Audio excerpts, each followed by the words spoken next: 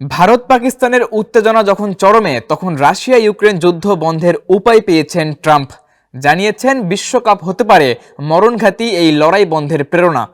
ফিফার নিষেধাজ্ঞা তুলতে যুদ্ধ বন্ধের কোনো বিকল্প নেই রাশিয়ার। বিস্তারিত থাকছে প্রতিবেদনে।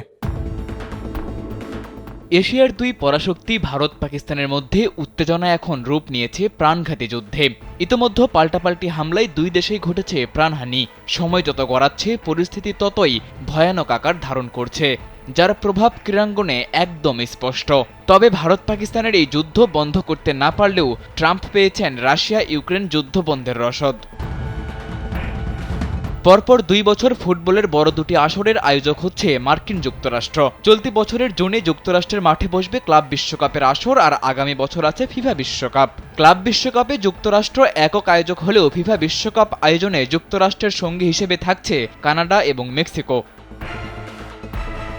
ফুটবলের বড় এই দুটি ইভেন্ট নিয়ে প্রথমবার ট্রাম্প প্রশাসনের সঙ্গে বৈঠকে বসেন ফিফা প্রেসিডেন্ট জিওভান্নি ইনফান্তিনো।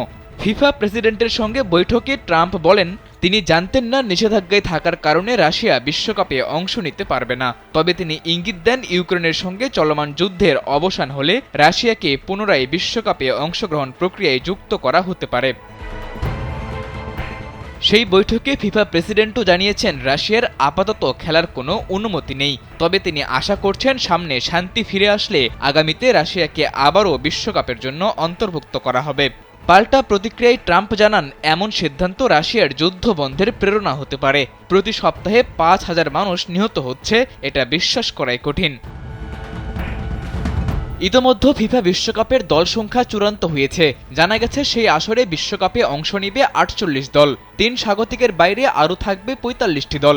বাছাই পর্ব খেলেই যাদের নিশ্চিত করতে হবে জায়গা, সেই বাছাই পর্বের তালিকায় অবশ্য নেই রাশিয়ার নাম। 2022 সালের পর থেকেই রাশিয়া অংশ নেয়নি ফিফার কোনো অফিসিয়াল ম্যাচে। সাদাতুর রাফি, কালবেলা।